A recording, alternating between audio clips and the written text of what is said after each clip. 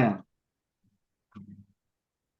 Punten Pak, tadi karena di saya suaranya putus-putus, dari Bapak itu pertanyaannya kemarin apa saja yang sudah dipelajari bersama Pak Ilham, betul ya Pak? Ya, benar. Apa aja yang Oke, kita baik. pelajari? Oke, baik. Izin memaparkan mengenai apa yang kami pelajari selama dua pertemuan kemarin bersama Pak Ilham. Kemarin itu kami Oke. kurang lebih mempelajari tentang eh, QC7 Tools, di mana ini adalah tools-tools dan juga framework yang diajarkan oleh Pak Ilham, supaya kita ketika nanti jadi orang yang eh, orang profesional di bidang ini, terutama di QC, itu sudah tahu gitu apa saja tools-tools yang digunakannya. Dan antaranya ada check sheet, terus juga ada Pareto chart, terus juga ada em, kita sebelum itu menstratifikasi juga, terus juga ada mm, diagram batang dan masih banyak lainnya, dan dari Pak Ilham pun memaparkan kegunaan dari satu-satu dan masing-masing penggunaannya itu saat apa saja seperti itu Pak, dan menekankan terkait eh, apa hubungannya dengan prinsip-prinsip lainnya seperti PDCA dan sebagainya seperti itu. Oke, ya. Berarti ini ya lumayan menyentuh ya. Itu ya, proses yang kemarin kan Nura itu UTS kan ya, dua pertemuan ya. Betul Pak, kemarin UTS kita ujian lisan Pak. Oke, lisan ya, personal kan ya, ujiannya ya. Oke, dari Nura terima kasih. Ada yang mau tambahkan satu lagi? Izin masuk, Pak. Oke, dengan Sani ya. Oke, silakan Sani.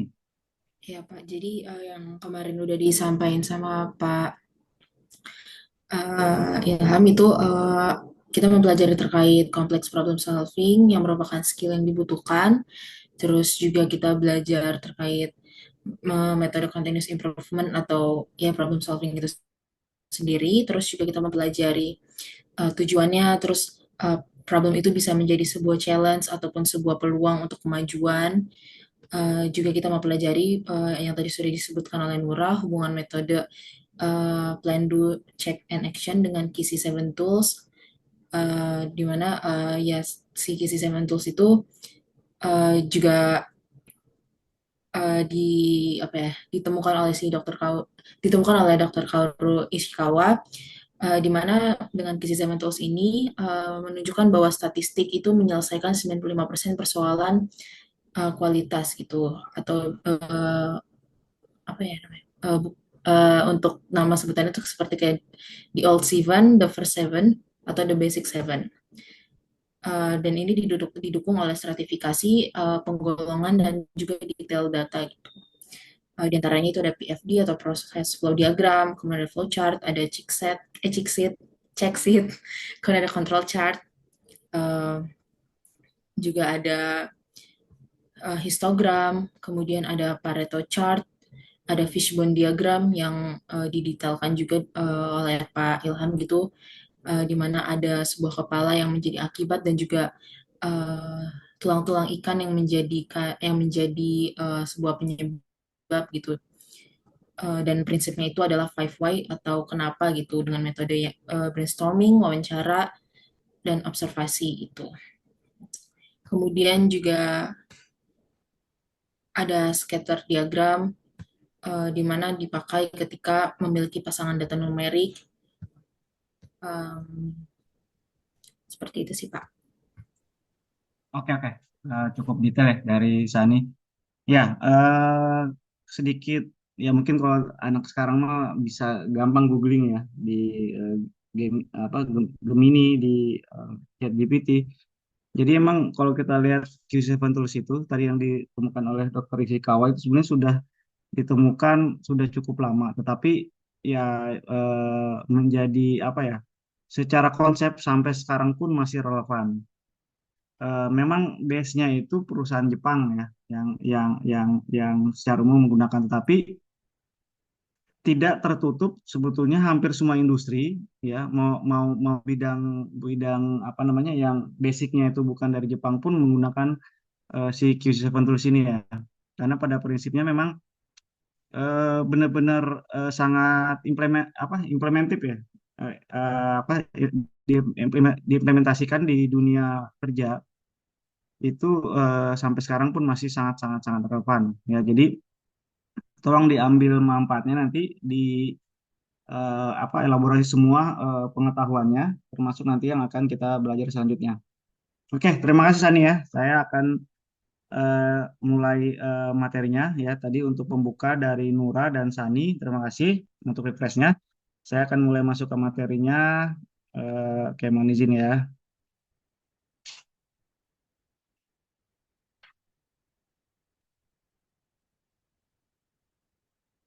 Oke, materinya sudah terlihat ya. Sudah terlihat di layar. Sudah terlihat, Pak. Oke, terima kasih. Oke, sekarang kalau di jadwal saya lihat kita ada 3 pertemuan pertemuan terakhir itu menjelang kita akan nanti goes to project ya. Seperti mungkin jadwal kan sudah dibagi sama Pak Ari sama Kang Ari, jadi nanti kita akan implementasi nanti semua yang di-sharing baik oleh saya oleh atau Pak Ilham nanti kita akan tuangkan dalam sebuah project. Sekarang kita akan belajar teknik sampling. Ini juga adalah salah satu tools yang dipakai pada saat kita melakukan proses eh, penjaminan mutu ya atau quality control ya, pengendalian quality. Jadi kalau secara pengertian, sampling adalah suatu prosedur yang ditetapkan untuk mengambil sebagian dari suatu zat, matriks, bahan atau produk yang disediakan untuk pengujian suatu sampel yang representatif dari keseluruhan atau sebagaimana dipersyaratkan oleh spesifikasi yang tepat terhadap produk tersebut. Jadi ada beberapa alasan penerapan sampling, ada yang sifatnya alasan ekonomi, ada yang sebagai alat pengawas, ada namanya alat perlindungan masyarakat, ada kebutuhan industri untuk menjamin kesesuaian dengan regulasi atau standar. Jadi memang dibayangkan kalau misalkan kita melakukan suatu jaminan mutu seperti yang saya sampaikan di pertemuan-pertemuan sebelumnya ya, eh, sesuai keinginan pelanggan, kita bagaimana memastikan suatu produk yang diproduksi ataupun kalau kita berbicara jasa, berarti suatu jasa yang yang disiapkan atau yang digunakan, yang ditawarkan itu sesuai dengan keinginan pelanggan. Artinya, bagaimana caranya dia dijamin bahwa eh, misalkan saya kasih gambaran ada diproduksi 1.000 pieces misalkan. Kita memproduksi 1.000 pieces mobil misalkan. Eh, atau sorry jangan mobil terlalu kompleks ya. Misalkan 1.100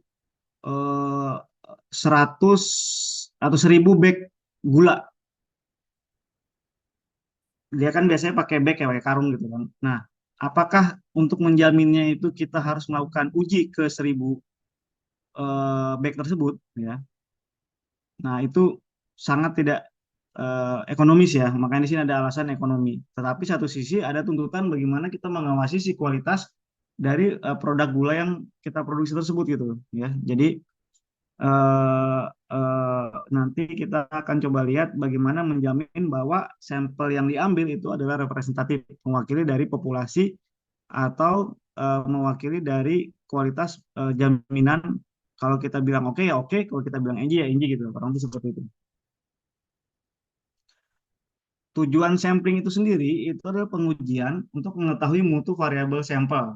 Ya, misalkan nilai gizi atau kontaminan berbahaya misalkan ya, misalkan terpapar logam berat, pestisida dan lain-lain. Kemudian ada juga itu untuk inspeksi. Ini yang sangat applicable itu di industri ya. Jadi penerimaan atau penolakan mutu bahan baku. Jadi atau audit mutu produk akhir. Kemudian ada survei, itu membuktikan suatu kesimpulan atau hipotesis. Ya, misalkan survei juga bisa berkaitan dengan misalkan tadi ya, misalkan jasa. Kemudian ada alasan tujuan khusus, itu mengetahui suatu mutu kontaminan tertentu dari suatu produk. Misalkan uji pest control, ada proses kegiatan audit, misalkan hama dan penyakit tanaman. Tapi lagi-lagi ketika sampling itu dilakukan, bagaimana nanti pada akhirnya prosesnya itu mewakili populasi yang menjadi objeknya, targetnya ya. Ada beberapa jenis dan teknik sampling. Ada namanya sampling survei. Jadi sampling survei itu adalah sampling probabilitas. Dia dilakukan secara acak. Kemudian ada sampling non probabilitas, dilakukan secara tidak acak, dan sampling ruah, seleksi sampel. Nah, sampling inspeksi atau penerimaan memungkinkan sih, dimungkinkan untuk melakukan inspeksi 100%. Tadi Bapak bilang alasan tidak ekonomis gitu. Kok bisa ada inspeksi 100% misalkan. Nah, ini biasa digunakan untuk industri dengan deteksi rendah. Deteksi rendah itu artinya apa? Ketika terjadi kegagalan, dia secara sistemnya itu tidak bisa dijamin bahwa menjamin kualitasnya. Balik lagi, tidak bisa menjamin tuntutan persyaratan pelanggan atau sesuai keinginan pelanggan tadi. Real fakta, ketika saya di industri, saya pernah bekerja di industri ban. Ban itu salah satu kategori produk kritikal di dalam otomotif. Kegagalan dalam kegagalan atau failure dalam ban mobil itu akan menyebabkan terjadinya kecelakaan yang sampai bersifat fatality. Nah, di salah satu inspeksinya di ujung di akhir itu inspeksinya baik oleh mesin, jadi ada uji balancing, uji itu ada uji visual ya, defek-defek visual itu benar-benar dilakukan 100%. Kenapa? Karena memang dikondisikan ketika dia misalkan terjadi kegagalan itu bisa menyebabkan terjadinya fatality tadi atau kecelakaan yang bersifat serius ya. Nah, atau saya misalkan sekarang kerja di industri pelumas nih, di oli nih. Inspeksi label itu juga dilakukan, konsepnya adalah 100% inspeksi. Pertanyaannya kenapa? Kenapa sih? Padahal kan packaging itu kan ya sesuatu yang ibaratnya hanya packaging gitu loh gitu. Kenapa mesti diinspeksi 100% gitu kan?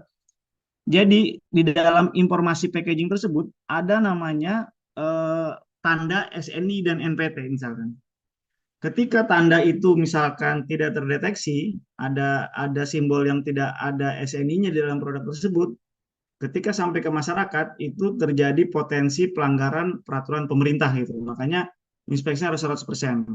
Ya, jadi bisa berupa deteksinya rendah ataupun misalkan secara produk atau secara kritikal terhadap peraturan itu sangat kritikal sekali sehingga tidak bisa dilakukan dengan metode sampling yang sifatnya sampling populasi. Jadi memang harus 100%.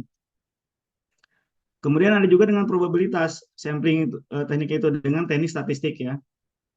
Ada juga dengan spot checking dengan teknik non statistik itu dimungkinkan, tetapi semua metodenya itu ada dasar ya. Nanti kita akan lebih dengan suatu metode yang akan kita coba sharing. Kemudian sampling khusus atau spesifik, sampel disiapkan sedemikian rupa sehingga tepat sasaran. Misalkan produk tercemar virus, hama dan penyakit. Ini biasa digunakan dengan metode spot checking gitu. Jadi suspektif yang terkontaminasi, terpapar itu lakukan proses sampling di titik-titik tertentu. Kemudian ada hal-hal yang terkait sampling, yaitu ada lot. Lot itu adalah bahasa ini ya, nanti ada pengertiannya, pengertian lot. Jadi ada lot, ada sampel, ada sampel itu ada tipe sampelnya, ada jumlah ukuran sampel, ada penarikan sampel, ada resikonya, dan acceptable quality limit. Jadi batas dari keberterimaan mutu ya, yang nanti akan terkait dengan teknik yang akan kita pelajari saat ini. Tadi saya menyinggung masalah lot. Jadi kalau kita di industri, ketika memproduksi suatu produk gitu ya, kita biasa memberi kode khusus itu dengan lot number atau batch number. Jadi apapun misalkan barang-barang manufaktur, entah HP coba apa rekan-rekan apa adik-adik coba lihat yang HP atau misalkan makanan ya paling gampang juga makanan itu kalau di dekat biasanya dia di dekat expired date itu ada keterangan kode-kode unik yang mengkonfirmasi bahwa itu adalah lot number atau batch number. Jadi kalau secara pengertian, lot adalah suatu jumlah produk yang diproduksi, yang jumlah produk yang akan diproduksi dan ditangani dengan dalam kondisi uniform. Ya, jadi misalkan ini pengertian menurut ahli.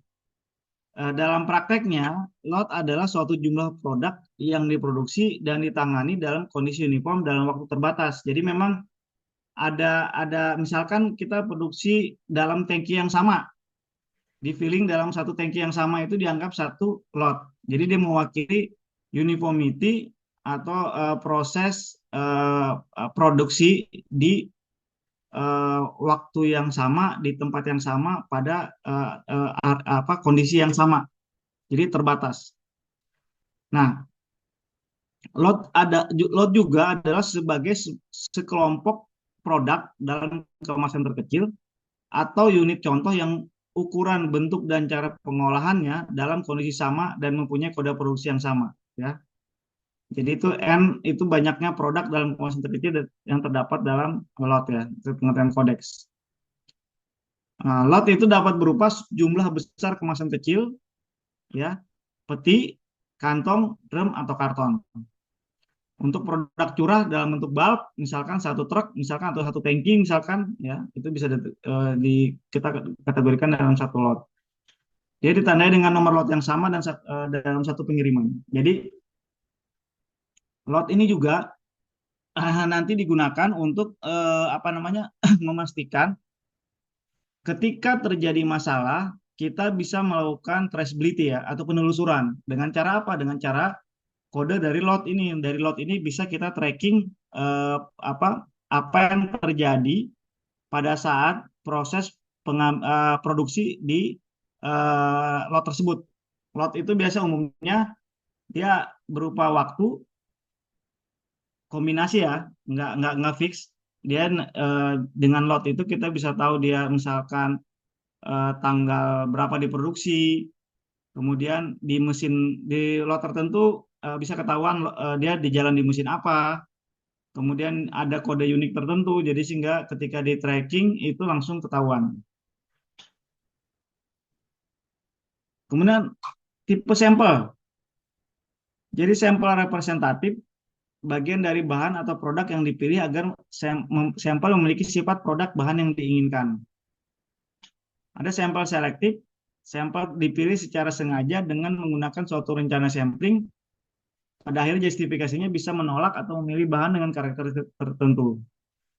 Kemudian ada sampel acak, sampel yang dipilih dengan proses acak untuk meniadakan bias.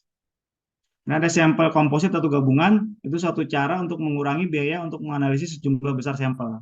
Ya, jadi kadang ada semua itu ada metodologinya, ya, tetapi kalau untuk berbicara point by point metodologinya kita tidak terlalu ke dalam ke sana, ya.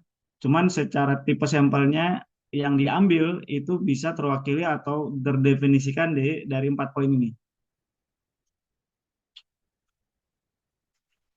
Kemudian penarikan sampel. Penarikan sampel itu sendiri tujuan utamanya itu untuk mendapatkan contoh yang mewakili.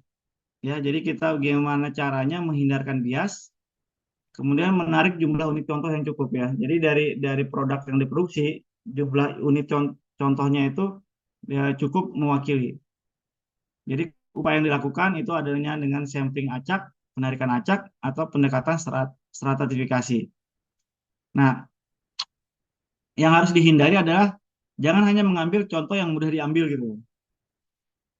Jadi atau mengambil sampel atau contoh yang sudah ditentukan terlebih dahulu tanpa memperhitungkan kaidah sampling.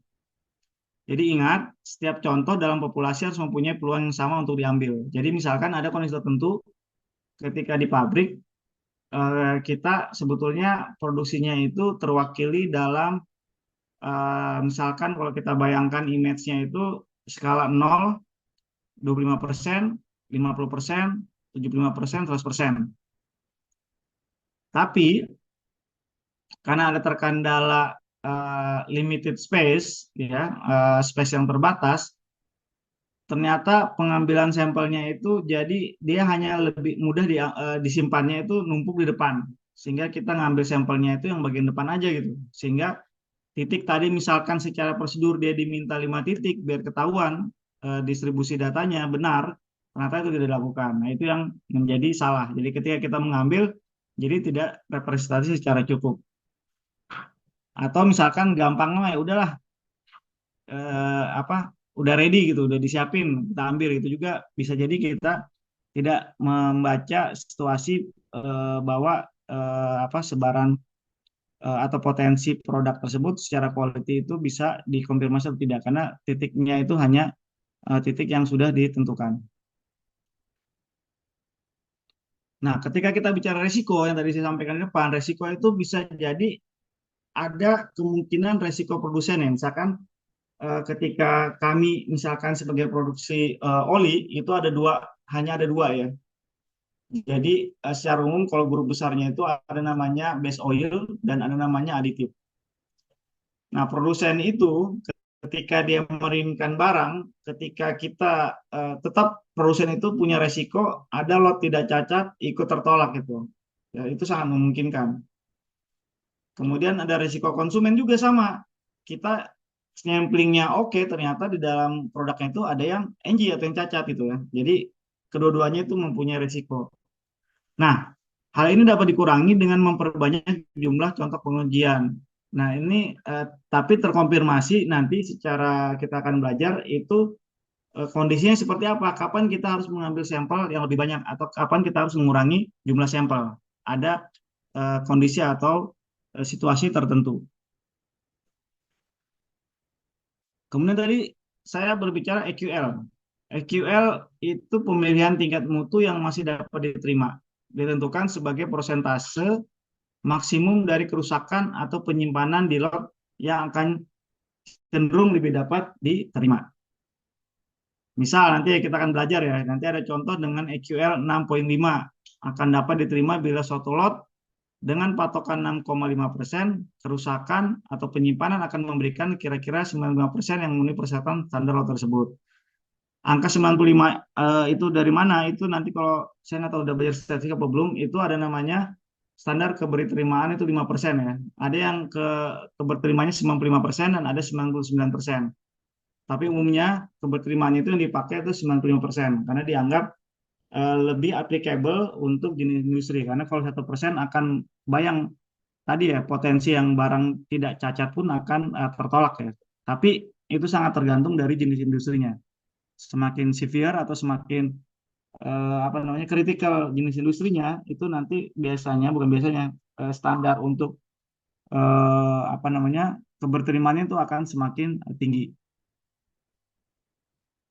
Nah, ada berapa teknik sampling, tapi di mata kuliah sekarang kita akan belajar teknik sampling dengan military standar, ya, military standar. Versi asli standar ini adalah military standar 105A di tahun 1950. Kemudian revisi ya berkembang.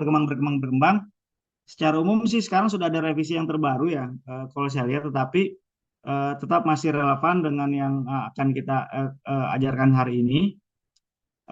Jadi secara acceptance sampling plan itu merupakan prosedur yang digunakan untuk menginspeksi kedatangan batch atau lot yang disampaikan. Yang paling digunakan melalui tabel military standar ya, sesuai dengan ISO 2859. Jadi nanti ada cara bacanya, bagaimana kita menjustifikasi suatu proses sampling tersebut. Nanti justifikasi akhirnya apakah dia bisa diterima atau ditolak pada saat kita melakukan suatu teknik sampling atau suatu kegiatan sampling. Tujuannya teknik sampling di sini adalah untuk memberikan sampling plan atau sorry tujuan dari military standard tadi untuk memberikan sampling plan dan prosedur untuk lot atau batch dengan inspeksi atribut. Kemudian istilah diterima, penerimaan atau dapat diterima hanya berlaku di antara para kontraktor yang terlibat dan tidak hubungannya dengan penerimaan produk oleh suatu badan pemerintah. Kontraktor itu maksudnya misalkan ada proses antara konsumen dan apa namanya pelanggan dan juga dari supplier ya. EQL-nya itu dari 0,01% atau lebih. Kemudian untuk suatu seri kontinu, lot batch atau lot batch terpisah. Aplikasinya itu dapat digunakan untuk pembersihan atribut, itu bisa untuk produk akhir, bisa komponen dan bahan baku, bisa operasi atau servis jasa ya dalam hal ini, bisa bahan dalam proses, bisa suplai dalam penyimpanan, bisa operasi pemeliharaan, data atau rekaman, ataupun prosedur administratif. Jadi aplikasinya itu bisa digunakan untuk military standard tersebut di item-item ini ya. Kemudian terdapat tiga jenis pengambilan contoh, yaitu tunggal, ganda, dan jamak. Yang hanya berbeda dalam jumlah contoh yang dibutuhkan untuk mengambil keputusan. Jadi ini untuk mengkonfirmasi jumlah contoh yang nanti akan dibutuhkan untuk diambil. Ya. Nah, pada ISO 2859, ketiga jenis sampling tersebut itu nanti akan dilihat sebagai apakah kondisinya normal, diperketat, dipertajam, dikurangi, direduksi. Kemudian persyaratan penerimaan pada pemeriksaan diperketat itu lebih keras daripada atau ya lebih namanya juga diperketat ya. Dia lebih strict ya, more strict dan kondisi normal condition ya, kurang lebih seperti itu. Jadi dia kalau diperketat itu kondisinya akan lebih apa namanya lebih strict ya, lebih ketat. Nah, pemeriksaan yang dikurangi juga itu mungkin saja ya apa namanya ya tadi kan salah satu faktor tadi ekonomi ya karena semakin banyak kita melakukan sampling berarti kan ada effort, ada kondisi yang misalkan apa namanya eh, eh, dari sisi manpowernya, dari sisi material yang digunakan, dari segi tools itu bisa jadi semakin sampling berarti semakin banyak cost yang akan keluar. Nah, ini bisa dikurangi pada dasarnya bila sejarah atau histori dari mutu produsen itu benar-benar baik gitu.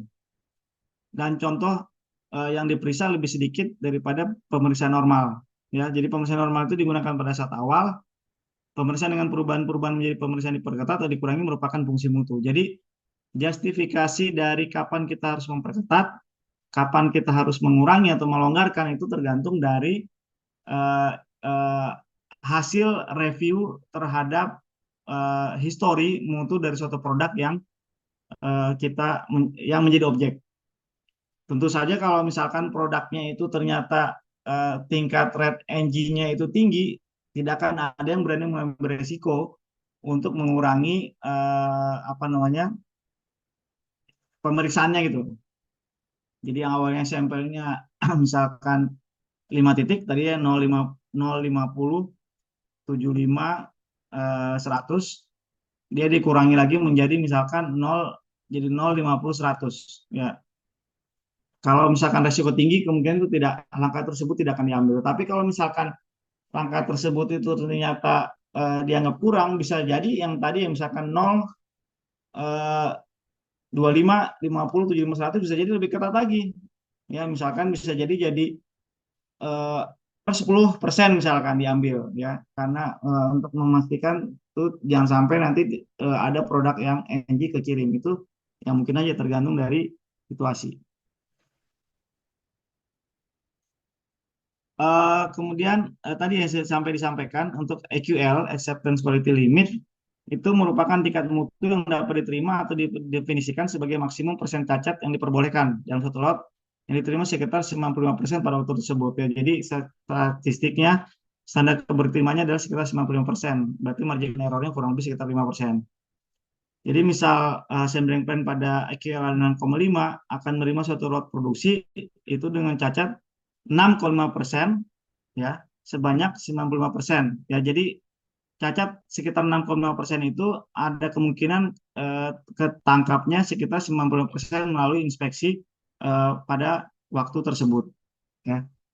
Jadi itu kalau standar yang menentukan seperti itu dianggap cukup representatif.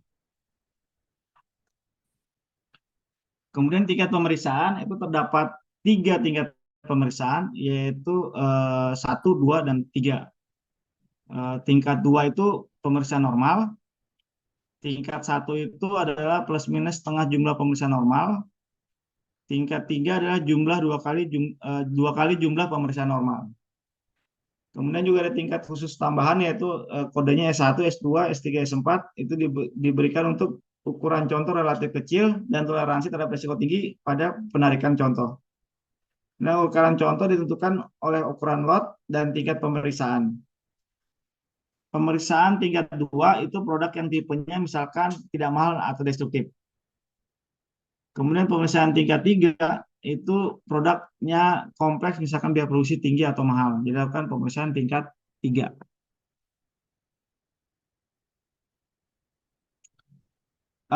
Nanti di sini kita akan coba lihat ada berapa tabel nanti yang akan di-share. Ada sample size letters, tabel 1, ada kemudian ada normal inspection, single sampling, single sampling, kemudian ada nanti dari normal ketat sampai kurang, normal tightened, reduce, dan juga ada double sampling dan ada multiple sampling.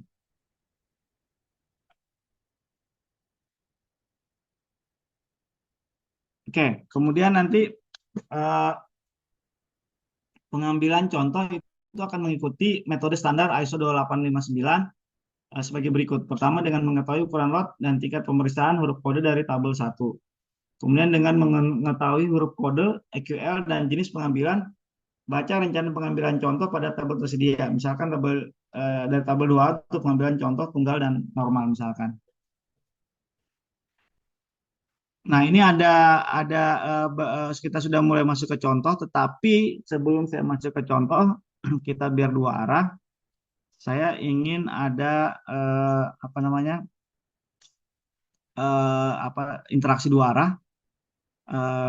Sebelum saya tanya, ada yang mau bertanya dulu? Silakan.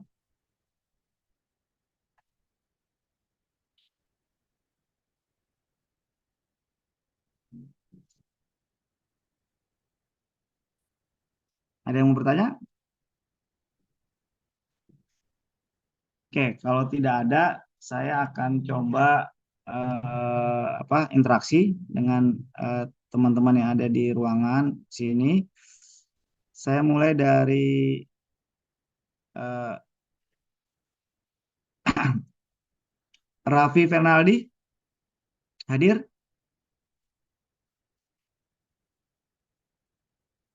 Hadir, Pak. Oke, Rafli. Nah, bisa dijelaskan kira-kira untuk kenapa sih kita harus melakukan proses sampling itu dalam konteks inspeksi?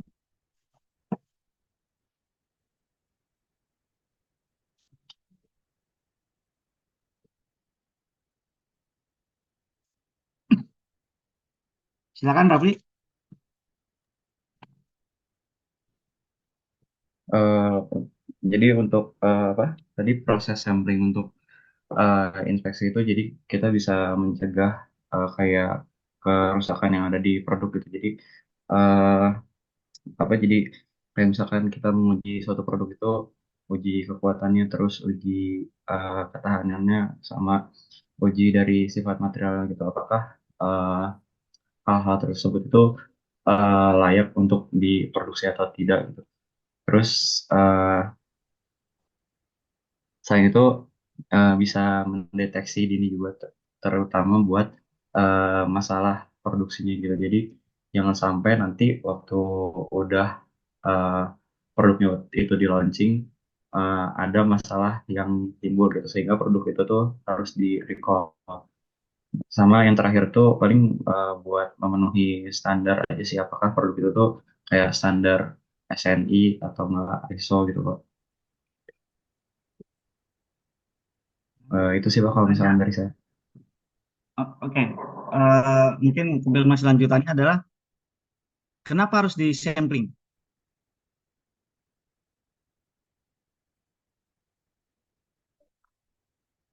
Padahal misalkan dia sudah memproduksi itu udah ngikutin SOP dengan benar gitu. Tapi kenapa sih harus di sampling?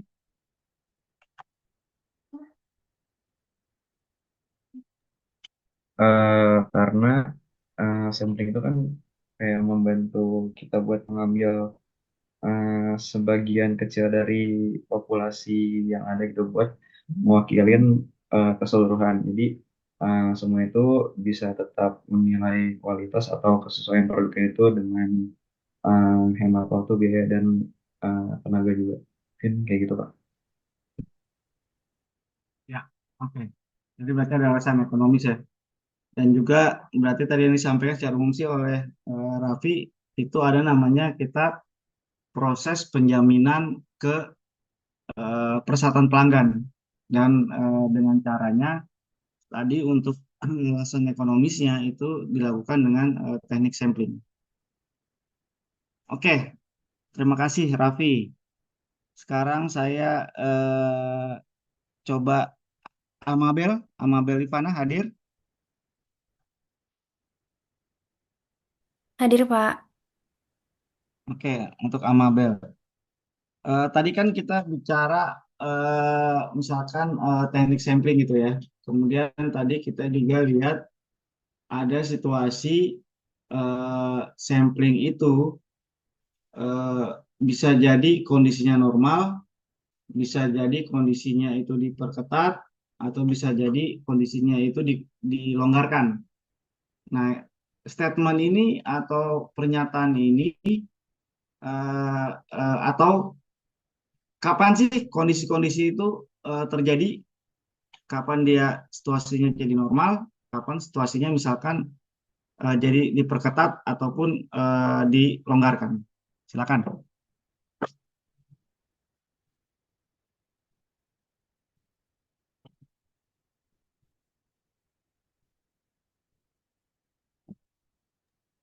Oke, Pak, izin jawab Ya. pengetahuan saya, Pak. Kalau misalkan sampling normal, itu tuh konsistensinya tuh berada dalam batas yang aman gitu. Nggak ada tanda-tanda kalau infeksi itu meningkat. Terus kalau misalkan tighten sampling atau yang diperketat, itu tuh kalau ditemuin adanya indikasi peningkatan risiko infeksi atau adanya kontam. Sementara kalau yang dilonggarkan itu tuh kalau misalkan hasil pengujiannya itu selama periode panjang tuh selalu stabil dan aman gitu sih Pak. Jadi samplingnya tuh bisa dikurangin frekuensinya. Hmm. Oke, lanjutannya kalau misalkan ternyata si objeknya ini tuh mempunyai kritikal yang tinggi, kondisi kritikal, ya. Tetapi secara histori dia nggak pernah NG gitu loh. Kita kira-kira menurut Amabel bisa nggak kita kurangi? Awalnya dia tuh diperketat gitu loh. Kemudian karena dia punya story tidak pernah NG itu bisa kita kurangi nggak? Maaf Pak, tidak pernah apa? NG? Tidak pernah ada fail, tidak pernah ada abnormal. NG Oh, itu not good, not good. Sorry, setelah pabrik. Oke, silakan. Tapi si si material objeknya ini yang dilakukan sampling ini ternyata dia material yang kritikal gitu. Nah, kira-kira dari kondisi diperketat tadi itu bisa kita turunkan nggak? Bisa kita longgarkan nggak jadi normal? Atau bahkan kita longgarkan lagi gitu loh. Mungkin kan nggak? kalau menurut saya justru malah bisa normal nggak sih Pak? Atau bahkan ya normal. Bisa, bisa berarti bisa dilonggarkan ya dari diperketat Iya, menjadi normal gitu iya ya? bisa Pak. Oke, alasannya Karena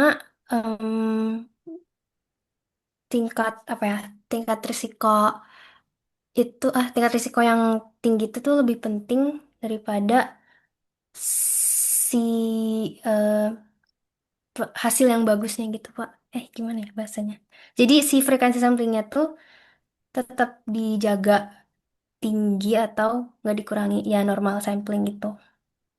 Oh, saya ulangi nih, takutnya jadi bias pernyataan Amabel nih. Kan tadi saya Ya, bilang Pak. dia diperketat nih, udah diperketat nih. Nah, itu boleh turun ke normal nggak? Atau dilonggarkan lagi nggak? Atau tetap diperketat? Tapi secara histori nggak ada abnormal ya, Pak. Benar. Secara histori dia nggak pernah ada ada masalah gitu. Cuman kritikal. Dia dari diperketat terus mungkin bisa Bisa sih Pak nggak ke normal. dilonggarin? Menurut saya bisa. Bisa. Cuma untuk alasannya kurang tahu sih Pak kenapa. Cuma menurut saya bisa. Hmm. Oke. Oke, ini menarik nih. Oke. Oke, Amabel, ada lagi yang mau ditambahin? Dari saya cukup Pak. Oke, ada yang mau ngasih perspektif yang berbeda nggak? Kalau kata Amabel tadi, dia kritikal nih, apa namanya? Tapi dari diperketat karena historinya nggak pernah ada masalah itu bisa diturunin. Nah, ada yang mau ngasih pendapat? Pak, saya Pak izin buat menjawab. Bentar ini, oh Adli, silakan Adli. Adli Pak. Ya, Kalau menurut saya itu tetap diperketat. Cuma maksud saya diperketat ini, yang perketat ini jadi standar normalnya gitu.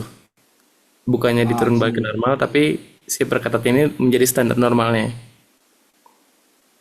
Oke. Karena dilihat di perketat ini ternyata udah nggak pernah ada NG atau semacamnya, itu yang jadi standarnya Pak. Hmm. Oke, malah yang diperkata tadi distandarin sebagai suatu kondisi normalnya si objek yang kita Betul, sampling itu kurang lebih seperti itu ya. betul Pak.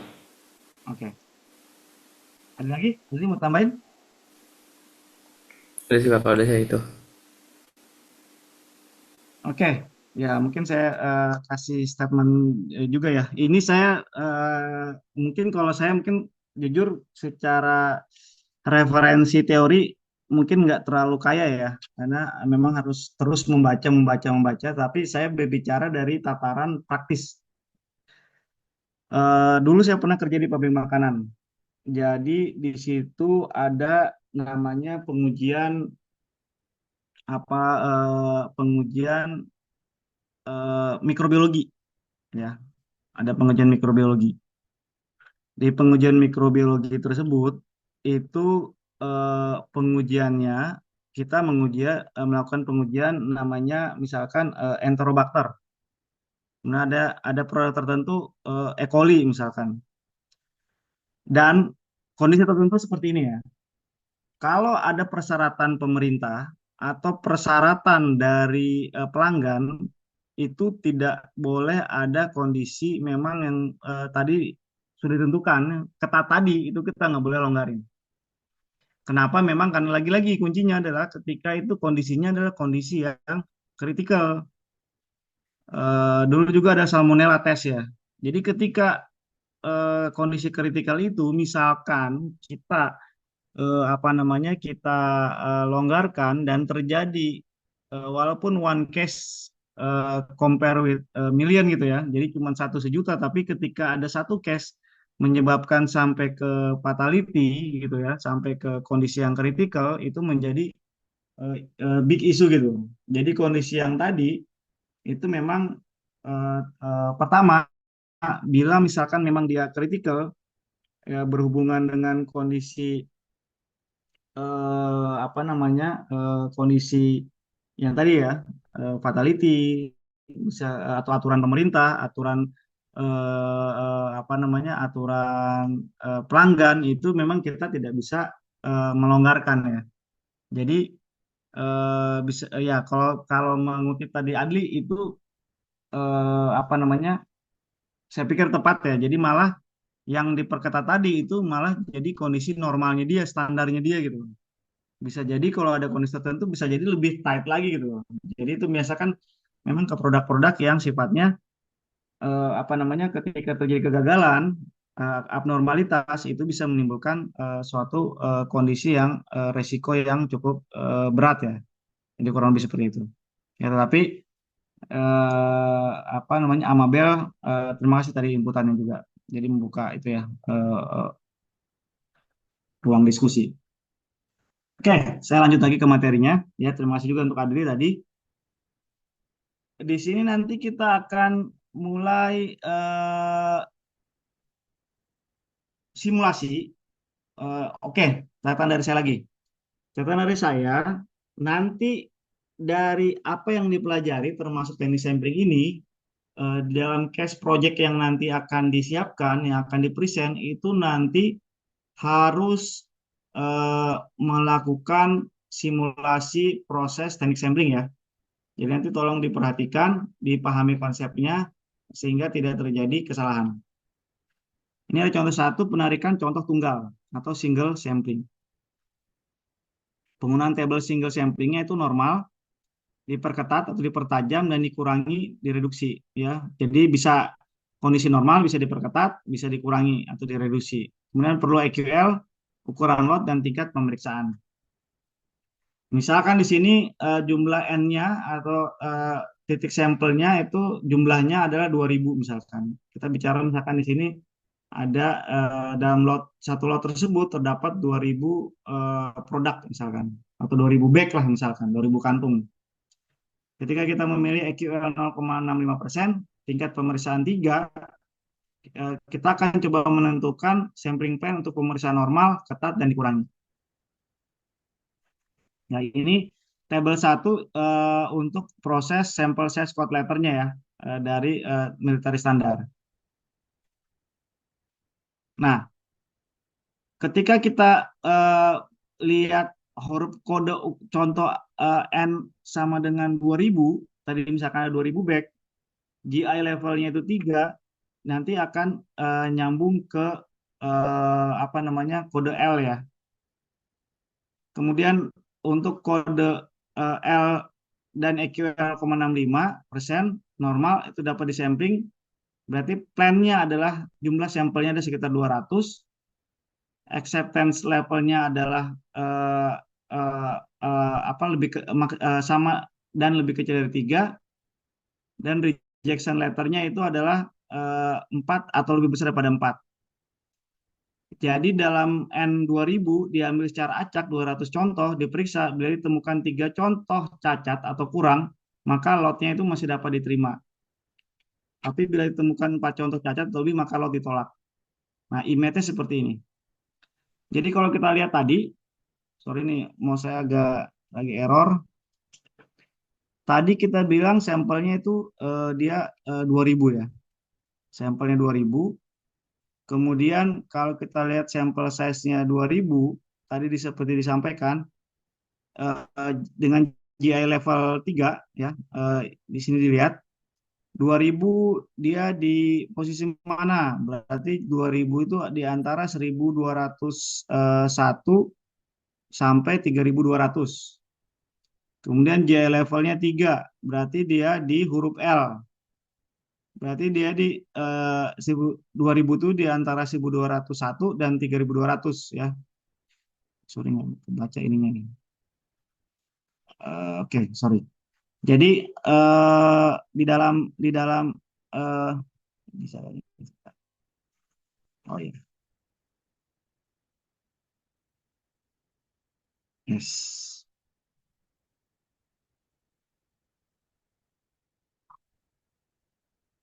Repot ya kalau. Nah, di dalam jumlah sampel yang tadi disebutkan,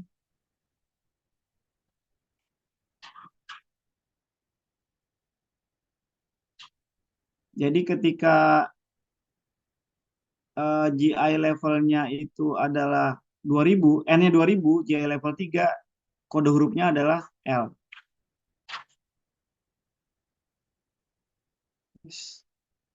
Ini ya. Jadi kalau kita lihat,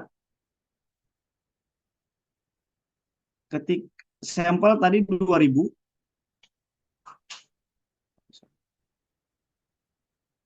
nah ini, sampel dia 2000, angka di sini. Yes. Oke, udah. Sorry, ini agak bermasalah. Jadi sampel tadi 2000 di angka 1201 sampai 3200 J level 3 berarti kita mendapatkan kode L. Nah, kita lihat kode L-nya. L itu berarti kalau kita lihat di 0,65, kita lihat di kolom yang atas 0,65, acceptance levelnya itu kalau dia maksimal 3 atau lebih kurang dari 3 ketemu abnormalitas, itu kita masih bisa menjustifikasi bahwa dia masih bisa diterima. Tetapi ketika kita lihat rejectionnya itu ada 4 atau lebih tinggi, berarti lot tersebut kita bilang itu bisa jadi NG. Ya. Nah, bagaimana dengan ketika dia diperketat atau dipertajam, ketika dia N-nya 2000, ya, dengan JE level 3. Jadi, untuk kode L dan EQL 0,65% normal, didapat sampling plan N itu 200, acceptance-nya itu menjadi 2. Jadi maksimalnya itu adalah 2 untuk penerimaan acceptance-nya, dan rejection-nya itu adalah maksimal 3, minimal 3. Ketika lebih dari 3 berarti jadi NG.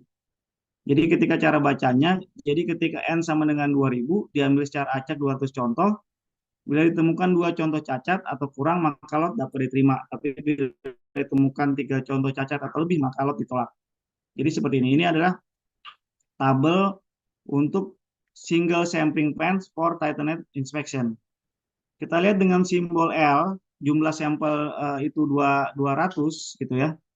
Itu nanti akan ketemu kondisi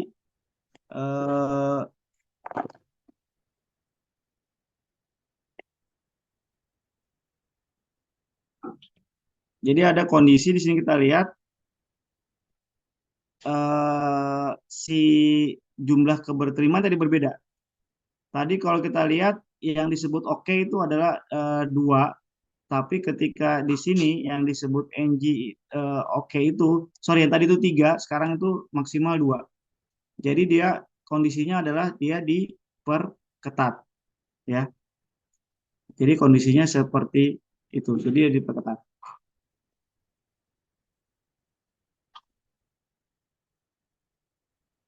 Kemudian bagaimana ketika dia dikurangi? Nah, ketika dia dikurangi dengan huruf contoh yang sama, N-nya 2000, J levelnya 3, ya. Tadi yang seperti saya sampaikan, tabelnya L, dengan nilai EQL 0,65, normal didapat sampling, ini jumlah sampel plan-nya itu turun. Tadi kalau teman-teman lihat, itu 200, sekarang jumlah sampel plan itu cuma 80. Jumlah acceptance sama, dan jumlah rejection-nya sama. Ya. Jadi dari N2000 diambil secara acak 80 contoh diperiksa, bila ditemukan 2 contoh cacat atau kurang maka lot dapat diterima. Tapi bila ditemukan 3 contoh cacat maka lot ditolak. Kalau kita lihat secara ini seperti ini. Jadi sama dia di L, jumlah sampelnya yang berkurang, acceptance levelnya sama kayak tadi, tapi dengan di-compare dengan jumlah sampel yang lebih sedikit. Ya. Nah, ketentuan dalam tabel, jadi kalau kita lihat di sini kan tabel tadi ada tanda panah ya, ada panah yang ini, yang di bagian bawah ini. Ketentuannya adalah tanda panah vertikal, maka gunakan sampling plan pertama di atas atau di bawah dari anak panah. Huruf kode dan ukuran contoh berubah. Misal untuk sampling plan tunggal diperketat dengan EQL 4,0 dan huruf D, maka kode berubah menjadi F. Ukuran contoh berubah jadi 8 menjadi 20. Coba kita lihat.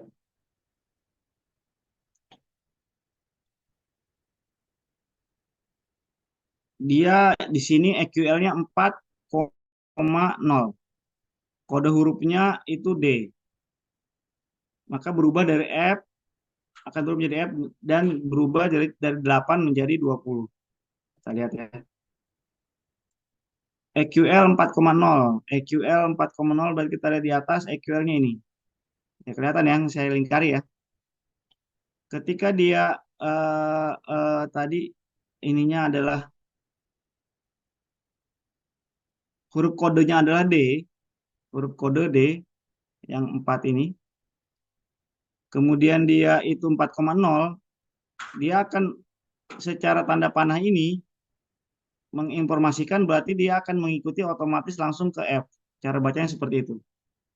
Berarti D EQL 4,0 itu sama dengan dia F. Jadi jumlah sampel yang diambil ada 8.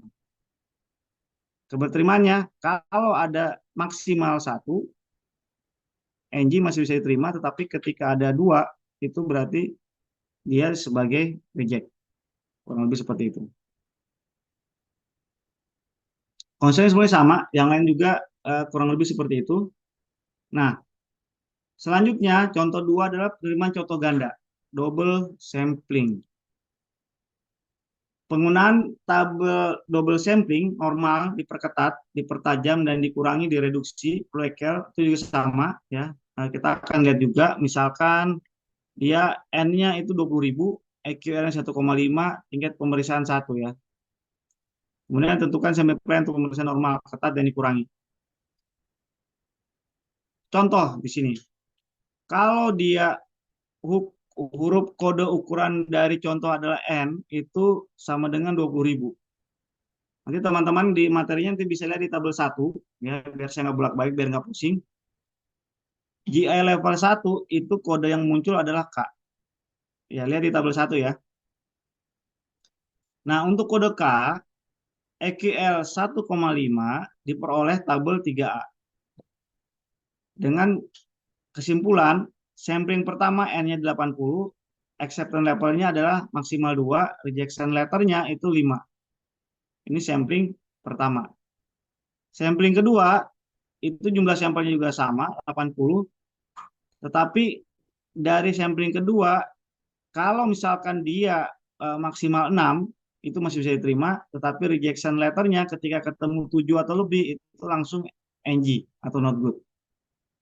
Ya. Berarti kesimpulannya, dari lot dengan N 2000 diberi 80 contoh acak, bila diperoleh 2 cacat atau kurang, maka lot diterima. Nah, kemudian bila 5 atau lebih contoh, maka ditolak. Ya, itu kemudian bila ada 3 atau 4 contoh cacat, maka diambil contoh kedua. Ya, jadi bila dia masih ada kesempatan, ketika ada keterima di antara 2 dan 5. Di antara 2 dan 5. Bila ada 3 atau 4 contoh cacat, maka diambil contoh kedua sebanyak 80 contoh lagi. Dan jumlah total cacatnya, ya dari sampel yang pertama dan kedua, kalau misalkan maksimal 6 itu bisa diterima, tapi ketika 7 atau lebih maka dia NG. Ya, jadi konsepnya kalau double seperti itu. Jadi ini ya. Jadi dia K, kemudian kita EQ-nya 1,5, rejection letternya di sini bisa dilihat. Ketika dia sampel pertama itu ketika maksimal 2 bisa diterima, ketika dia 5 berarti NG. Tapi ketika ketemu 3 atau 4 berarti lakukan proses sampling yang kedua. Totalnya itu menjustifikasi ketika maksimum 6 berarti dia diterima, ketika dia 7 berarti dia NG. Diperketat, dipertajam juga sama. Jadi nanti intinya ketika dia diperketat itu nanti akan ada justifikasi dari ini ya,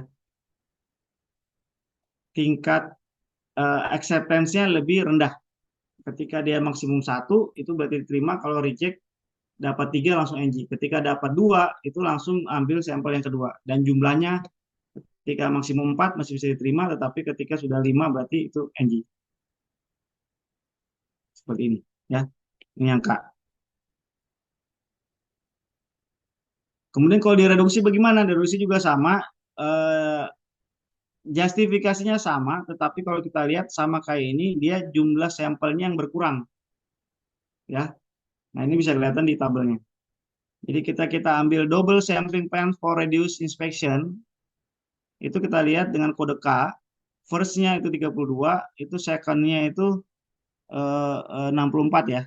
Dia ada pengambilan sampel keduanya itu dia lebih banyak ya, 64 secara total.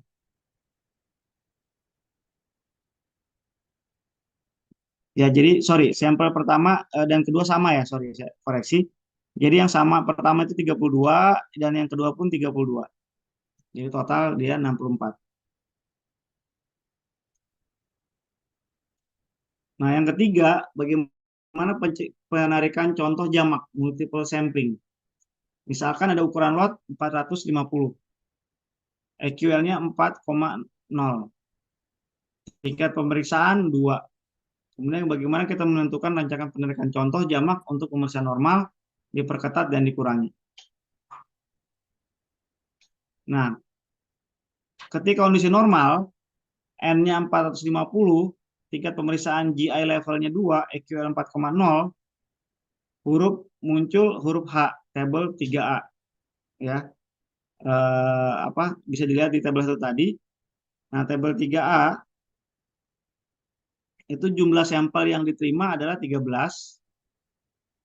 Kemudian keterangan tanda crash ini adalah tidak ada penerimaan pada pengambilan pertama, dilanjutkan dengan pengambilan contoh berikutnya. Jadi ketika kita lihat dari penerimaan yang pertama itu kondisinya itu tidak ada penerimaan, itu maka dilanjutkan dengan pengambilan contoh berikutnya. Jadi dia bertahap dan nanti juga di total. Kemudian tapi kalau ketemu langsung reject 4, itu langsung NG. Kemudian yang kedua, ambil lagi 13, ketemu 1, di total berarti total 1 berarti masih oke. Kedua, total 2 masih oke. Ketiga, total 4 masih oke dan 6 oke. Tapi kalau sudah di angka ini, berarti dia NG. Atau not good ya. Bahasanya not good atau NG. Jadi ini kondisinya, ini tabel H, kalau kita lihat. Jadi pengambilan sampelnya itu 1, 2, dia sampai 5 ya. Kemudian ininya dari acceptance-nya itu berarti ketika dia ketemu misalkan 2 dan 3 lanjut, tapi ketika 0 ya berarti oke. Tapi ketika terima misalkan 1, 2, 3 berarti dia lanjut ke pemeriksaan berikutnya.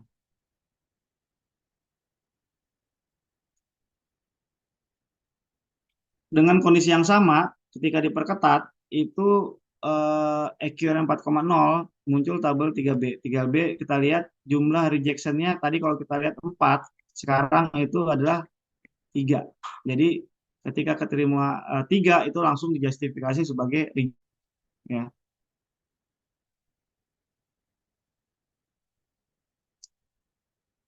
Ini untuk yang tabel diperketat. Kemudian dikurangi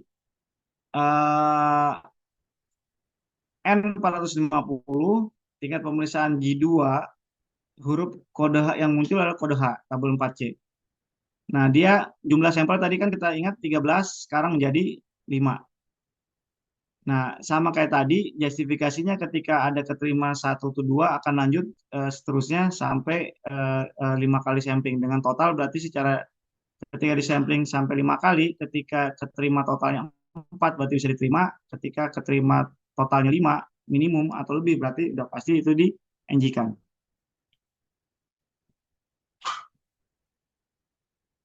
Ya, ini seperti ini.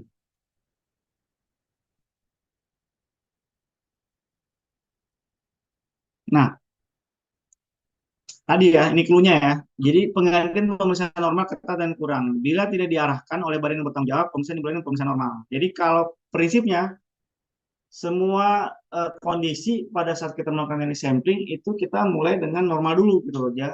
Tapi ya tergantung organisasi sebetulnya sih. Tapi kalau normalnya ya sudah kita akan coba dulu itu dengan situasi tetap normal dulu gitu ya. Tetap normal dulu. untuk menentukan apa namanya, untuk menentukan eh, untuk menentukan kayak kayak semacam studi lah. Jadi kita studi dulu, ketika kita cek dengan kondisi normal tuh kira-kira seperti apa gitu. Apakah dia masih bisa apa, kita istilah mengumpulkan data lah. Kemudian pemeriksaan normal ketat atau kurang akan terus tidak berubah untuk setiap kelas cacat atau rusak sampai prosedur penggantian membutuhkan untuk perubahan. Jadi ingat ya, kita boleh trial. Ya, ini bahasa di pabrik ini. Kita boleh melakukan trial atau percobaan, tetapi ketika kita melakukan perubahan, ya perubahan yang diizinkan ya, misalkan dari tadi normal jadi lebih lebih ketat atau normal menjadi lebih longgar, itu harus ada prosedur pergantian dulu. Jangan ujuk-ujuk langsung ngerubah, tapi prosedurnya tidak diganti. Jadi ini harus diganti. Ini benar-benar menjadi concern di dalam apa namanya, manufacturing ya. Jadi dia harus ada konfirmasi prosedur penggantian dulu, baru kita bisa melakukan. Tapi dalam masa trial itu boleh, tapi kita harus kasih catatan bahwa ini dalam kondisi masa trial. Nah, ini gambarannya. Jadi gambarannya kita mulai dari start, ini nomor satu ya, kita mulai dari nomor satu, start. Kemudian kita mulai dengan inspeksi normal dulu. Inspeksi normal, misal ini ya, ini suatu kondisi jika 10, tapi dengan catatan ya tadi ya, biar tidak bingung. Ini kondisinya secara aturan pelanggan atau aturan pemerintah itu tidak ada menetapkan, atau secara produk yang menjadi objek uji sampelnya itu bukan barang yang kritikal. Kita mulai dari inspeksi normal, ketika 10 lot diterima produksi stabil, itu dipertimbangkan oleh instruksi atau organisasi terkait, apakah dia mau dikurangi. Karena tadi, ingat yang tadi penjelasan di awal, kan kalau kita banyak sampling itu sama saja pemborosan, ya, alasan ekonomis. Tetapi ketika ada lot reject, itu kita kembali lagi ke normal. Berarti ini kita nggak boleh mengurangi lagi, kita langsung kembali ke normal dulu gitu. Nah, ketika kondisi normal ini berlanjut misalkan, ataupun ini udah selesai nih, dia kembali ke normal, oke selesai. Kita mulai lagi dari normal. Kemudian bisa dari kondisi yang sebelumnya, dari studi yang awal, atau benar-benar dari kondisi awal, kita ketemu 2 atau 5 lot dengan batch beruntun itu di reject terus. Ini udah warning. Kita bisa melakukan pilihan untuk inspeksi yang diperketat. Nah, ketika diperketat ini, bisa jadi 2 kemungkinan. Pada saat kita perketat, 5 lot ditolak pada saat inspeksi diperketat. Jadi udah kita perketat, tapi masih banyak ketemu NG.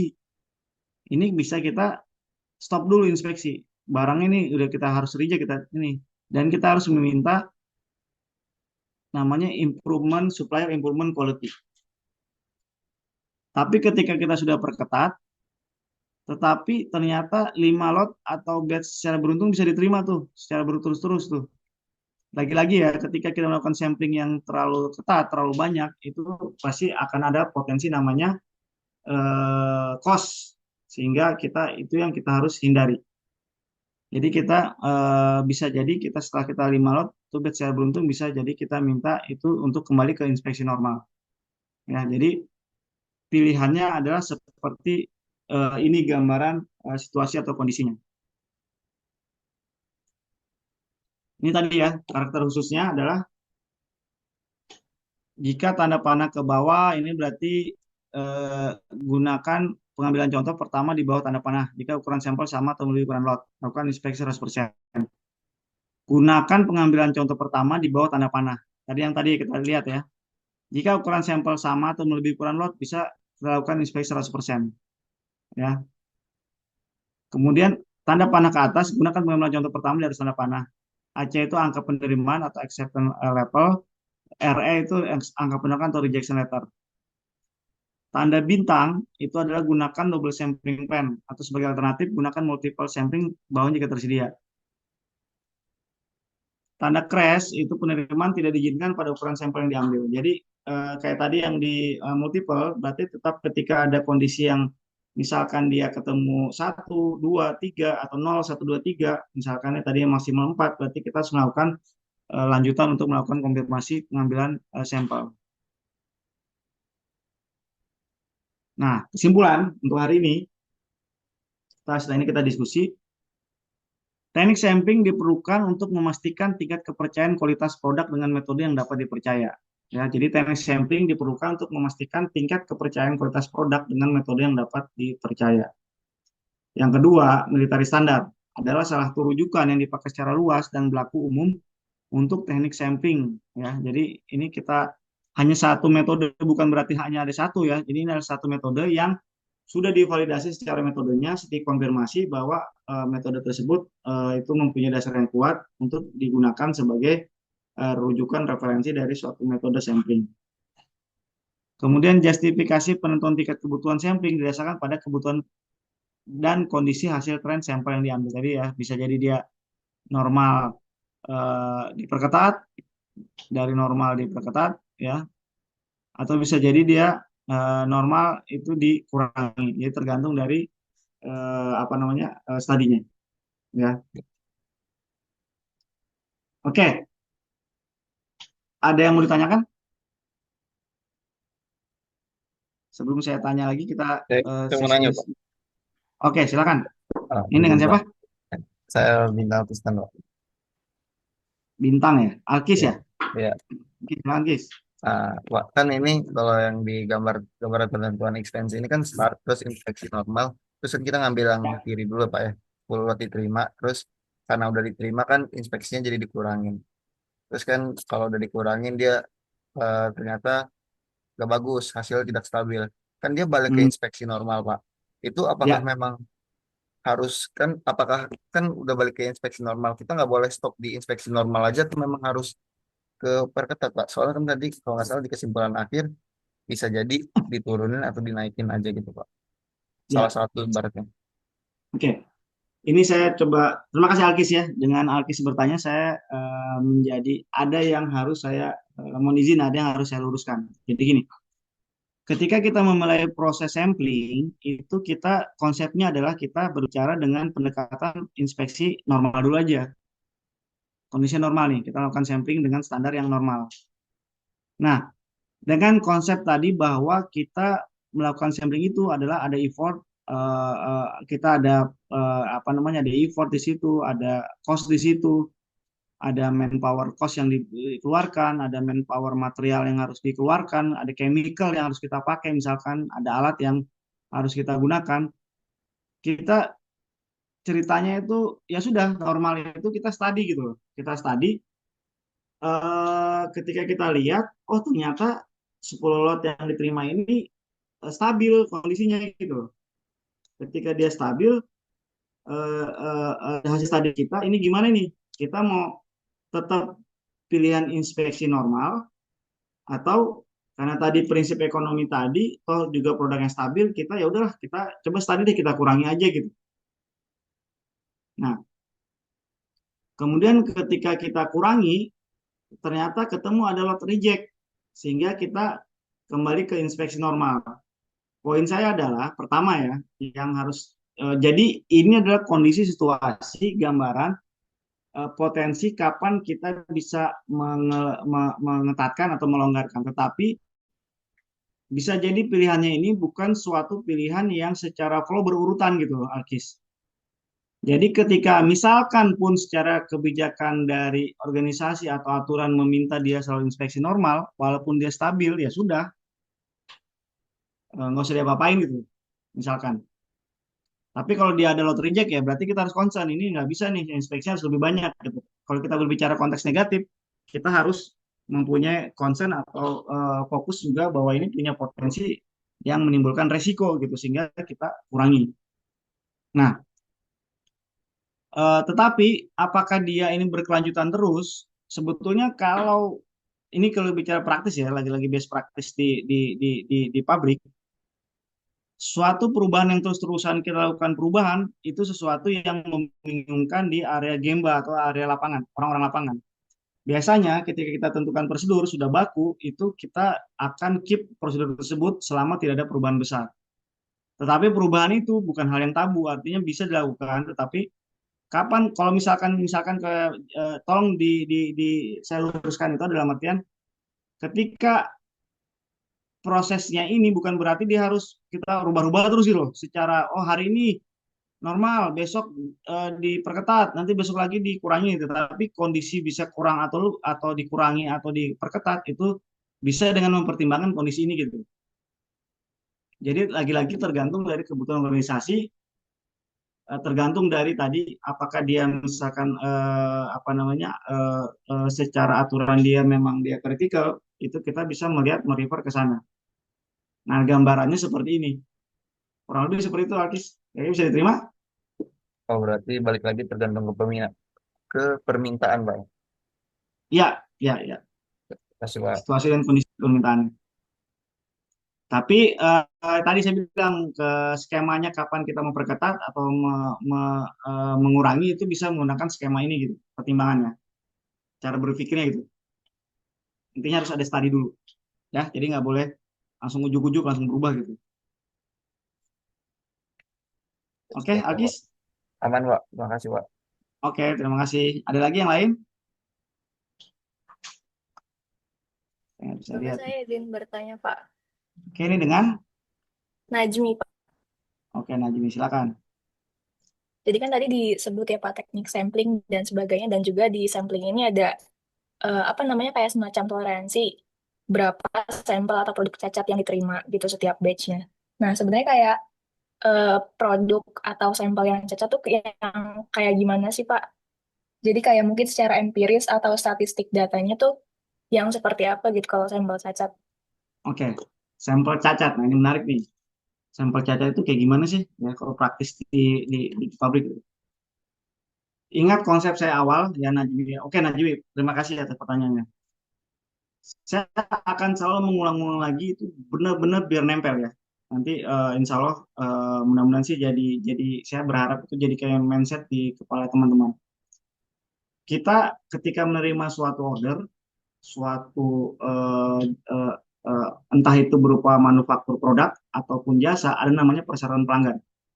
Ada namanya kesepakatan kita dengan customer. Ujung-ujungnya ketika kita capai kepuasan pelanggan atau kita capai sesuai dengan keinginan pelanggan, makanya produknya tanda petik bermutu atau jasanya bermutu. Apa itu cacat? Artinya cacat adalah ketika kita melihat ada suatu kondisi yang tidak sesuai dengan keinginan pelanggan. Misalkan, ini real, contoh real ya. Jadi saya secara kontrak dengan pelanggan mengirimkan dalam satu dus itu oli itu isinya harus 12. Nah, ketika di sampling benar nih tetap 12. Tapi ketika ditimbang, lah ini kok ada satu botol yang cuma setengah misalkan. Itu dikategorikan cacat ya. Tidak sesuai dengan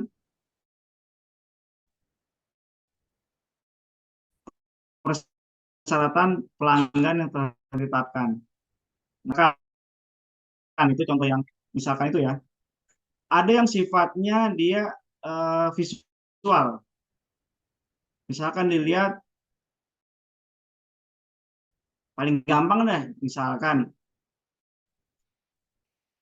kita pesan label, ini kejadian soal di saya nih.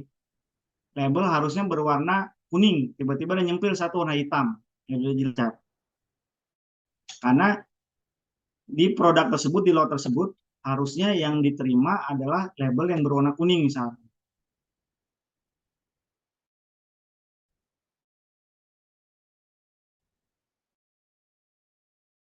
Padahal yang warna hitam itu tidak ada jenis materialnya sama, ternyata materialnya lebih premium dan pesan pelanggan, yaitu dianggap sebagai barang cacat. Atau misalkan hasil statistik atau apa hasil pengujian juga, misalkan ketika dia mempersyaratkan misalkan kandungan logam kalsium, misalkan kalsiumnya itu misalkan standarnya harus minimum 6 ppm dan maksimum misalkan 8 ppm misalkan. Ketika dia diterima di sampling ketemu angka misalkan 5 ppm, ya berarti NG dong. Atau 9 ppm berarti NG dong. Nah, jadi simpelnya cacat adalah suatu kondisi tidak sesuai dengan persyaratan pelanggan. Nah, kira-kira bisa menjawab, Najmi? Atau ada yang mau konfirmasi lagi? Iya, Pak, berarti kalau kita point of view-nya sebagai petugas sampling, itu tuh kita kayak nggak bisa nentuin sendiri ya, Pak, kayak apakah sampel tersebut tuh cacat atau enggak gitu. Tapi kayak cacat atau tidaknya itu sebagai output gitu atau feedback dari pelanggan gitu ya, Pak. Ya, oke. Ini bagus juga nih, bagus bagus bagus banget ya. Jadi ketika sebagai operator atau sebagai inspektor ya, sebagai inspektor sampler atau sebagai misalkan apa namanya petugas di laboratorium gitu ya, kita bisa nggak menentukan itu OK atau NG? Nah, kata kuncinya adalah saya kembalikan lagi nih ke mindsetnya. Persyaratan pelanggan itu dijadikan di ilmu yang dulu kita diskusi, QA itu membuat suatu standar menerjemahkan dari persyaratan pelanggan. Pelanggan minta labelnya warna kuning tadi saya bilang. Itu ditulis sebagai standar bahwa untuk produk ini dia harus label warna kuning. Pelanggan minta dimensinya misalkan harus 20 kali 20 cm. Kita ukur ya, berarti misalkan plus minusnya 2 mili misalkan. Ya kita ukur dia harus 20 plus minus 2 mili. Jadi justifikasi OK atau NG-nya itu dilakukan berdasarkan standar referensi yang telah ditetapkan. Kesepakatan kedua belah pihak. Pelanggan mintanya seperti itu, kita sudah sanggupi, berarti artinya kita harus menjalankan, mengikuti bahwa ketika melakukan pengujian ya, dia harus mengikuti standar referensi yang diterjemahkan dari fungsi quality assurance di awal itu menetapkan suatu standar. Kurang lebih seperti itu. Baik, Pak, sudah jelas. Terima kasih. Jelas ya. Oke, mungkin saya tambahkan sedikit lagi ya. Nah, biar nyambung dengan materi sebelumnya nih. Gimana Pak penerapan misalkan QC7 tools di ketika sampling? Ingat tadi saya catat tadi dari Nura dan juga sebenarnya Sani juga sama ya. Dia berbicara bahwa di situ ada satu QC7 tools adalah check sheet. Nah, di dalam check sheet itu adalah berupa history. Artinya apa? Check sheet kalau bisa di googling ya, bisa dicari. Googling mah jadul ya, coba dicari di ChatGPT atau di AI itu. Ketika kita menerapkan mengisi misalkan standar bicaranya kan namanya kedatangan barang kan nggak cuma sekali dua kali ya, dia datang terus gitu ya.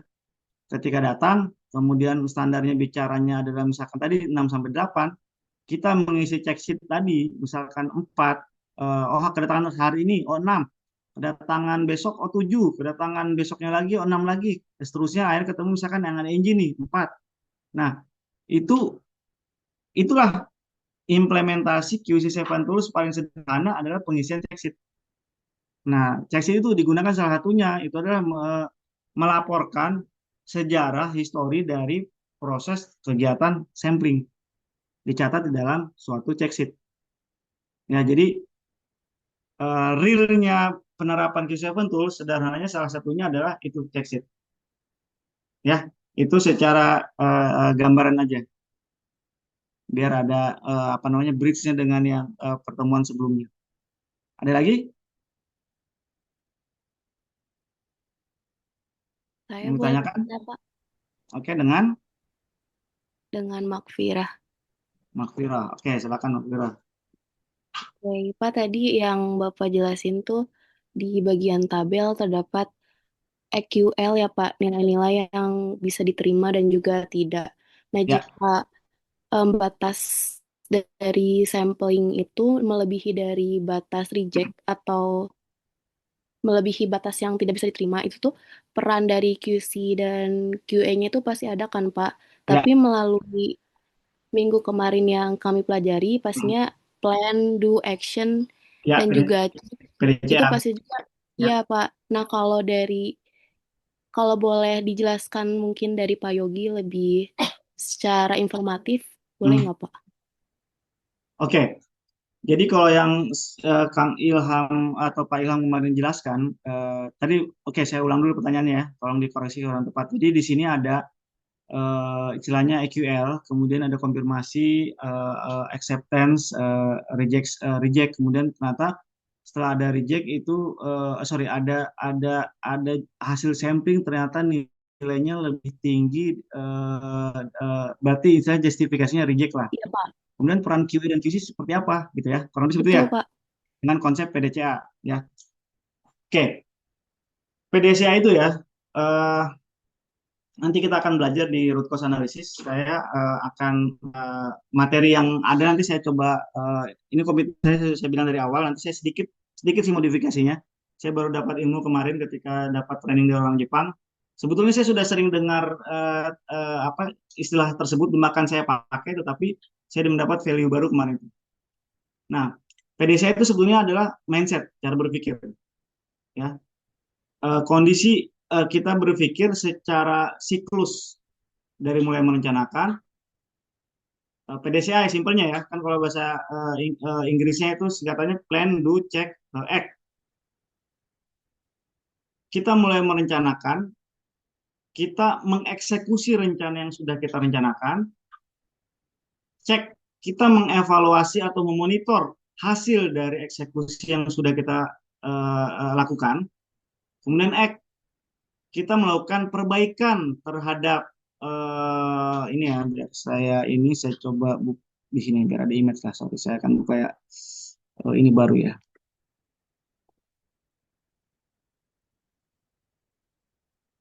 Sorry.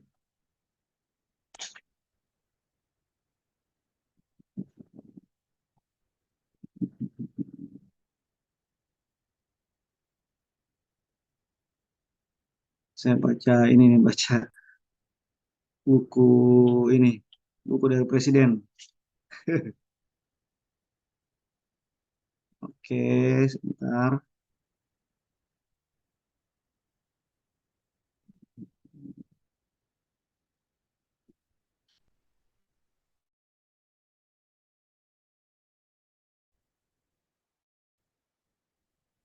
Kita lihat di,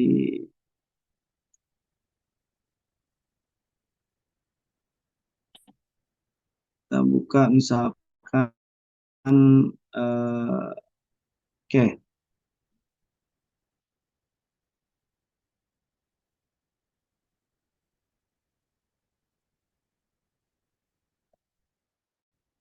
Tadi kita, kalau kita lihat siklusnya ya, tolong konfirmasi catatan saya kelihatan ya. Saya tulis di sini. Terlihat. Bentar ya, saya ini dulu S.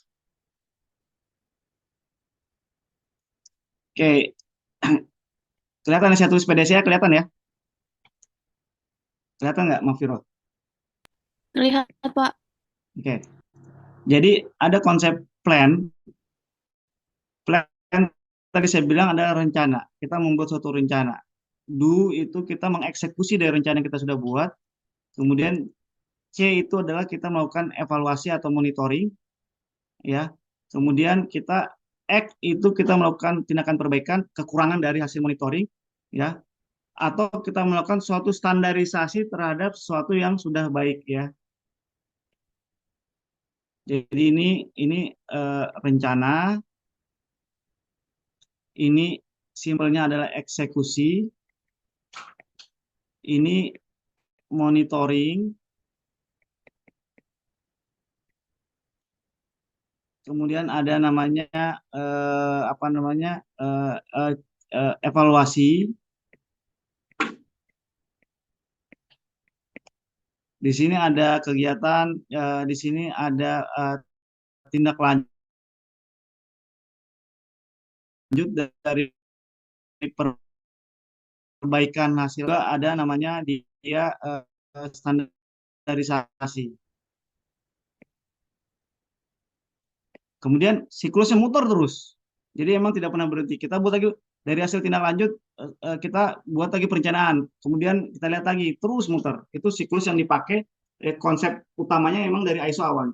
Nah, balik ke konteks yang tadi pertanyaan Mang Viro, gimana nih Pak ketika kita ada masalah, kemudian kita peran dari QA gimana, peran dari QC gimana, kemudian dengan konsep PDCA. Ingat yang itu awal-awal saya ceritakan secara umum, best practice-nya, umumnya QA itu membuat suatu aturan. Kemudian QC itu melakukan polisi di lapangan untuk memastikan bahwa aturan itu berjalan. Ketika terjadi suatu reject, misalkan ini kita bicara misalkan proses di internal ya, proses produksi, ketemu reject nih, wah ini kita sampling kok reject ya, apa yang harus dilakukan? Leading atau leader dari kegiatan quality itu ya dilakukan oleh QA dan juga QC kolaborasi. Nah, dari mulai misalkan setelah dilihat, oh ternyata ini ada masalah nih. Dari masalah kita ini sudah sedikit agak menyinggung ke root cause analysis ya. Oh dari masalah kita tentukan nih, kita harus analisa nih root cause analisisnya apa. Kita membuat misalkan ini kita sampling itu banyak botol bocor misalkan. Oke, kita buat rencana. Ternyata botol bocor itu karena di titik ujung botol bagian bottom itu ada tipis. Kita buat misalkan rencana itu untuk membuat bottomnya itu mempunyai ketebalan yang lebih tebal dari sebelumnya. Kita buat rencana. Oh berarti kalau gitu kita harus kita misalkan manufaktur botol ya. Kita moldnya itu kita harus modifikasi sehingga dia misalkan bisa lebih tebal. Muncul rencana. QA di sini akan biasanya mengeluarkan aturan atau proposal standar. QC dia akan menjalankan apa yang aturan yang tadi dijalankan. Tapi konteksnya karena masih di P itu masih rencana. Kemudian setelah direncanakan, kemudian dibuatlah planning yang sudah ditentukan dieksekusi. Dia perannya di do ini, QA melihat aturan yang sudah ditetapkan itu apakah sesuai, QC melihat aktual di lapangannya apakah sesuai. Kemudian setelah kita lihat, ternyata setelah kita lakukan improve tadi, botol tadi ketika kita tebalkan, ternyata NG-nya itu tahap kecek, oh ternyata benar nih, kita melakukan improvement tersebut, ternyata NG-nya itu turun. Jadi tidak ada yang NG misalkan, zero yang tadinya ada bocor-bocor di bottom, itu ternyata tidak ada. Nah, hasil yang tadi kan baru rencana aturan. QC juga baru melakukan tadi misalkan dia melakukan check sheet di lapangan, checking itu pun masih trial. Dari monitoring ini muncullah suatu kesimpulan. Apakah rencana yang ditetapkan di awal membuat bottom tadi lebih tebal itu sesuai dengan yang goals yang nanti diharapkan bahwa zero defect di area bottom. Ya, ternyata di monitoring, oh benar nih, kita lakukan produksi 5 lot berturut-turut sebagai monitoring awal, tidak ada NG sama sekali. Nah, setelah melakukan cek ini, kolaborasi, sebenarnya nggak QC doang, ada namanya orang produksi juga gitu ya. Kemudian muncul standarisasi, aturan tadi yang sifatnya hanya konsep, di proses act ini, di standarisasi, di apa standarisasi itu didaftarkan, dibakukan. Jadi hal yang baku, bukan lagi manual yang sifatnya adalah bukan lagi sifatnya dia itu adalah sebagai suatu trial gitu, trial form. Karena kalau kita pakai trial form itu biasanya kalau kita nggak bakukan, kita nggak standarkan, ketika sekarang Makviro yang kerja, oh tahu formnya, tapi itu form buatan Makviro. Makviro itu tidak pernah membuat atau meregistrasi, membakukan misalkan. Ketika nanti diganti misalkan Alkis yang kerja, dia dibuat lagi sendiri. Jadi beda-beda gitu loh. Jadi dibakukan, distandarkan, kemudian direncanakan lagi, dijalankan. Ada nggak kira-kira masalah yang sama atau 100% bisa solve? Atau misalkan nanti ke depannya kita mau improve, atau misalkan ada masalah lain yang muncul gitu. Jadi konteks berpikirnya itu selalu memang PDCA dalam konteks berpikir di manufacturing. Kita tidak bisa melihat konteksnya adalah apa yang terjadi saat ini adalah bakal permanen. Orang lama-lama bisa jenuh, mesin lama-lama bisa aus, bisa error, material lama-lama kualitasnya bisa turun. Jadi memang konteks PDCA itu akan mengingatkan ketika ada suatu kondisi, oh kita harus ada merencanakan sesuatu, entah itu improvement atau perbaikan, kita melakukan apa namanya eksekusi terhadap suatu rencana, evaluasi, kemudian standarisasi. Nah, kira-kira bisa menjawab nggak, Mas Viro? Gambaran saya. Sangat jelas, Pak. Terima kasih sudah digambarkan juga. Oke, nanti kita bahas ini di root cause analysis. Di root cause analysis dan juga nanti di project, nanti kita akan bahas. Ya, kita akan lebih bahas di area tersebut. Ya, jadi mudah-mudahan. Tapi terima kasih pertanyaannya. Yang saya berharap dari goal materi hari ini adalah ingat, saya back lagi tuh project ya, karena itu nanti harapan saya secara konteks konsep itu teman-teman itu ada value baru, ada edit value terhadap pemahaman terhadap teknik sampling, tetapi secara pragmatisnya kan nanti ada nilai ya, ada ujian ya. Saya kan nanti ujiannya itu bukan tertulis ya. Kalau kemarin Pak Ilham itu memang konteks kami dari kemarin-kemarin itu ketika UTS itu tertulis apa verbal, tapi nanti ketika UAS itu konteksnya nanti sudah berupa project. Nah, nanti dari materi yang di share hari ini itu nanti kita akan meminta bagaimana teman-teman di sini itu adalah melakukan pembelajaran, menerapkan, mensimulasikan walaupun konteksnya itu imajiner dengan menggunakan toolsnya salah satunya teknik sampling. Nanti kombinasi ada namanya apa namanya ada namanya teknik sampling, ada namanya core tools dan lain-lain. Itu dikombinasikan itu menjadi satu project utuh. Jadi nanti penilaiannya berdasarkan dari implementasi salah satunya teknik sampling. Jadi nanti tolong dipelajari konsepnya, jangan sampai salah ketika nanti menerapkan, nanti akan menjadi poin untuk nilai tambah untuk dinilai ketika di ujian. Ya, mungkin kurang lebih untuk hari ini, minggu ini, demikian dari saya. Saya juga terima kasih atas antusiasmenya ya. Berapa nama saya catat, tetapi yang lain juga nanti ke depannya minta tolong. Ya ini sebenarnya buat teman juga sih. Dan saya juga akan mencoba mendorong tidak hanya orang-orang itu saja ya. Jadi saya akan tetap dorong untuk yang lain juga untuk berpartisipasi secara aktif ya. Oke, mungkin dari saya cukup untuk hari ini. Saya kembalikan ke Pak Ari. Pak Ari, silakan. Terima kasih. Ya, terima kasih. Terima kasih Pak Yogi. Ya, awal ini ya tentang teknik sampling kemudian jadi menarik ya banyak yang berdiskusi, sangat semangat. Eh, dan mudah-mudahan ini terus ya bersemangat ya. Ya, terima kasih. Nanti kita jumpa lagi di pekan depan ya Pak Yogi ya.